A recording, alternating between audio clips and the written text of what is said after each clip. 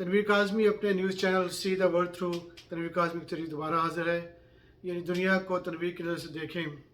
آج میں نے ایک بہت اہم ایک اور ٹاپک جو ہے اس پہ میں نے گفتگو کرنی ہے، اور وہ ہے حج،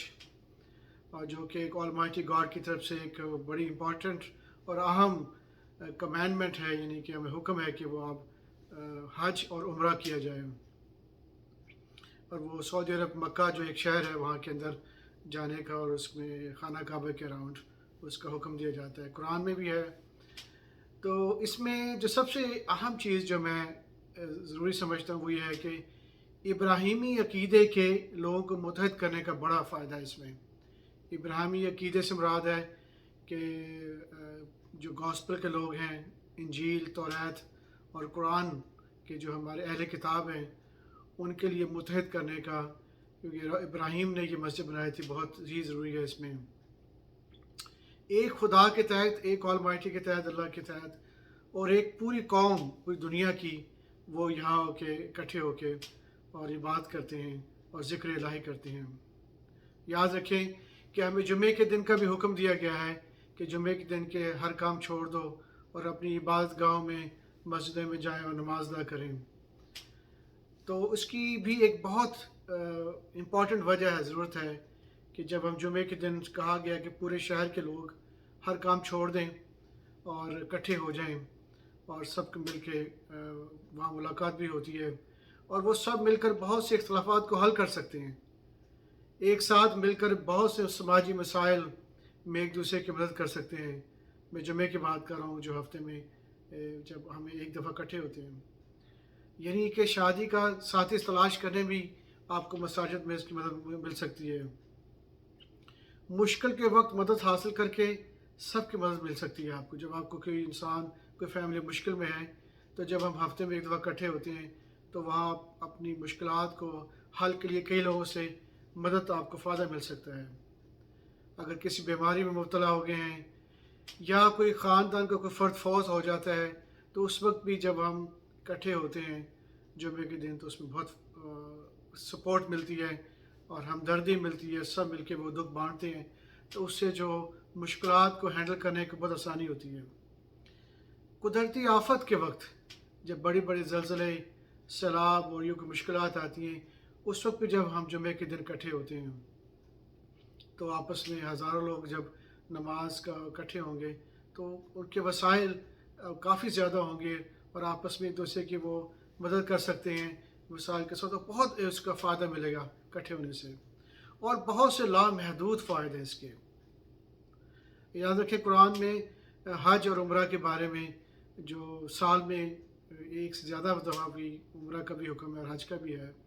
یہاں کچھ اہم نکات ہیں جو میں بیان کرنا چاہتا ہوں جو قرآن میں واضح ہدایت موجود ہیں۔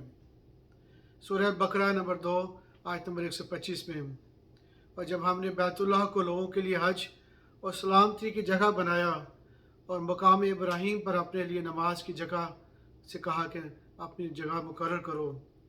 اور ہم نے ابراہیم اور اسماعیل کو وصیت کی کہ میرے گھر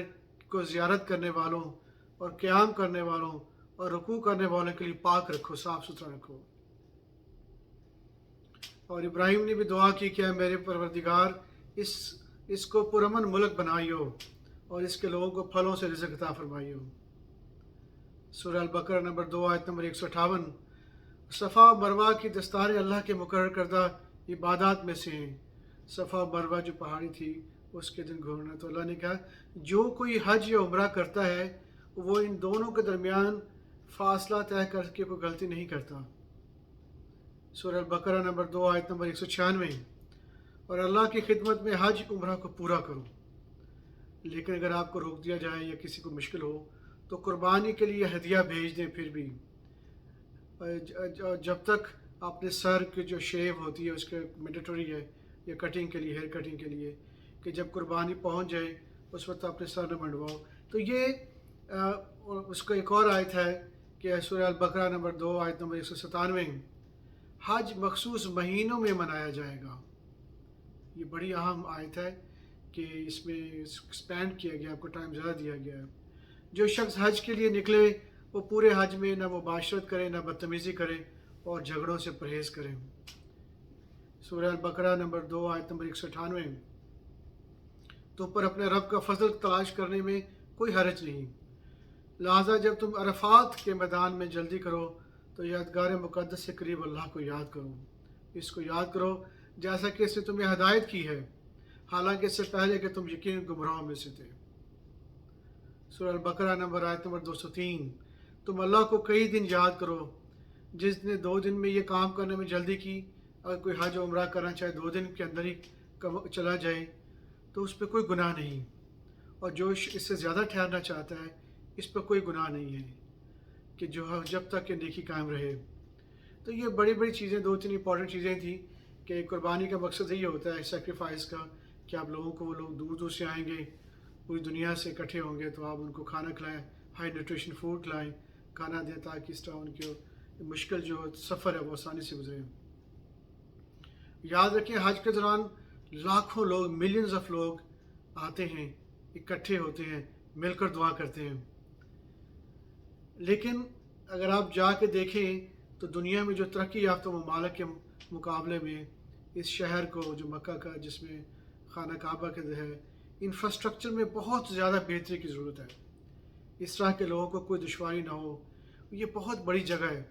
کیونکہ لوگ زیادہ آتے جا رہے ہیں، وہ اس کو پھیلا رہے ہیں، بڑے بڑے مسجد جو ہے اس کا سائز اتنا بڑھ چکا ہے جس سے بچوں، خواتین، بوڑھوں،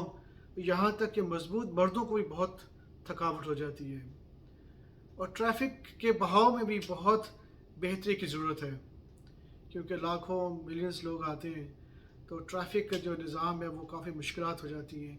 اس میں بھی بہت ضرورت ہے کہ ہم بیٹھیں اور بڑے بڑے جو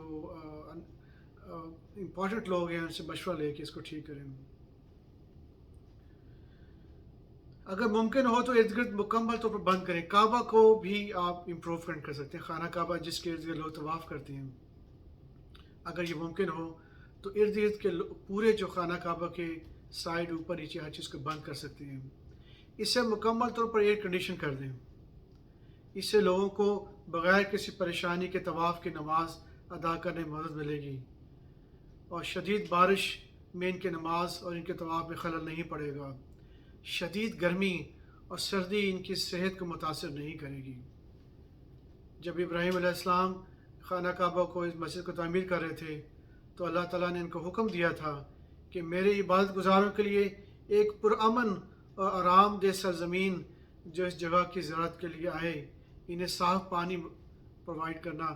بہترین آرام دہ اور رہائش فراہم کر رہے ہیں، انہیں بہترین نقل و حمل فراہم کرنا، یہ بہت اہم ہے، یعنی ٹرانسپورٹیشن، اچھی خوراک، ان کے لیے اچھی رہائش، اور خانہ کعبہ کی مسجد کے ارد کا ماحول انتہائی اچھا، صاف ستھرا، ایئر کنڈیشن ہوگا تو خلل نہیں پڑے گا، بارش میں، تکلیف میں،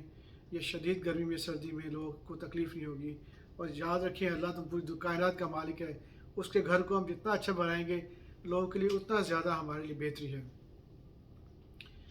یہ بہت اہم ہے کہ اس چیز کو امپروو کیا جائے، بہتر کیا ہے، کیونکہ زائرین کی تعداد میں نمایاں اضافہ ہو رہا ہے اور ہوتا رہے گا۔ ہمیں بیماری اموات کی شرح کو کم کرنی چاہیے۔ اس کے علاوہ اعلیٰ ماحولیاتی ماہرین سے مشورہ لینے کے بعد ٹریفک کے بہاؤ میں بھی تبدیلی لا سکتے ہیں۔ پورے علاقے کو از سر نو تعمیر کرنے کے لیے دنیا کے سرکردہ انجینئر سے بات کریں۔ آپ زیر زمین میٹرو اسٹیشن بھی بنا سکتے ہیں، اس کے نیچے جتنے بھی ہیں۔ ٹریفک کا بہاؤ لاکھوں کی تعداد میں لوگوں کو لاتا ہے، ایک سائڈ سے لے کے، ایک طرف سے لے کے آئے، اور وہ دوسری طرف سے روانہ ہونے کے لیے لاکھوں لوگ دوسری طرف سے روانہ ہو جائیں میٹرو اسٹیشنز کی ٹرین کے ذریعے۔ اس طرح ٹرین لوگوں کی آمد و رفت میں خلل نہیں پڑے گا، اور انتہائی نظام والا، اور جو انڈر گراؤنڈ اسٹیشنز ہوں گے وہ بھی فلی ایئر کنڈیشن ہوں گے اور کورڈ ہوں گے، تو کسی طرح کا کوئی جو ماحولیاتی یا بارش یا تکلیف، وہ گرمی سے ان کو تکلیف نہیں پہنچے گی۔ اگر ہو سکے تو 24 گھنٹے اور 7 دن سستی اور فری ٹرانسپورٹ مہیا کریں، مفت مہیا کریں، اور اتنی بڑی جگہ کے نہ صرف باہر بلکہ اندر کے اندر بھی ٹرانسپورٹ مہیا کرنی چاہیے، کیونکہ اندر بھی اتنی بڑی مسجد ہے کہ اچھے سے اچھا تندرست آدمی بھی وہ بہت تھکاوٹ محسوس کرتا ہے اور مشکل ہوتی ہے اس کے لیے۔ میری ریاستوں، حکومتوں اور کنٹرولنگ حکام سے ایک درخواست ہے، برائے مہربانی حج کو کاروبار نہ بنائیں۔ یہ خالصتاً ایک غیر مشروط ایک دعا ہے، عبادت ہے جو دنیا پوری کو ایک واحد قوم میں کنورٹ کر سکتا ہے، متحد کر سکتا ہے۔ اس کے بہت زیادہ فائدے ہیں۔ لوگوں کو سستا سفر مہیا کریں، تاکہ جو اگر ٹریولنگ ہو رہی ہے، جو جہازوں کے ٹکٹ ہیں یا بھی جو ٹرانسپورٹیشن ہے یا بھی جو وینز وغیرہ ہیں، وہ انتہائی سستے کر دیں، بلکہ مفت کر دیں۔ اگر جہاز کا سفر ٹھیک ہے، اگر نہیں مفت کر سکتے تو آپ اس کو ایسا سستا کریں کہ عام سے عام آدمی بھی وہاں پہنچ سکیں۔ ٹیکسوں کو بھی بہت کم کر دیں تاکہ لوگ بوجھ محسوس نہ کریں۔ انہیں بہت سستا کھانا دیں، اور اگر ممکن ہو تو مفت کھانا دیں اور اچھی کوالٹی کا۔ یاد رکھیں، آنے والے چند سو سالوں میں آنے والوں کی تعداد لاکھوں سے بڑھ کر اربوں کے تک پہنچ سکتی ہے، کیونکہ ایک واحد مرکز ہے پوری دنیا کا جہاں پہ دنیا کے لیے وہ ہوگی یونٹی کے لیے بنایا گیا ہے، تاکہ وہ اللہ کا شکر ادا کریں اور بار بار آنے کو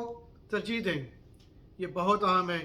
کیونکہ یہ تمام بڑے مذاہب ابراہیمی عقیدہ اہل کتاب کا گھر ہے، یہ توریت والوں کا گھر ہے، یہ انجیل والوں گھروں کا گھر ہے، یہ اہل قرآن کا گھر ہے، یہ ایک ابراہیمی خاندان کا گھر ہے۔ ایک اللہ کے تحت ایک خاندان پوری دنیا میں پھیلا ہوا ہے۔ انسانیت کے لیے اس میں بہت سے فائدے ہیں۔ آئیے اس کو ایک بہترین زیارت عبادت گاہ بنائیں، آئیے اسے ایک بہترین عبادت گاہ بنائیں اور لوگوں کے لیے بہترین گھر آئیں۔ ٹھیک ہے، اگلی دفعہ پھر ملاقات ہوگی انشاءاللہ۔ السلام علیکم، اللہ آپ کو خوش رکھے، ٹیک کیئر، بائے۔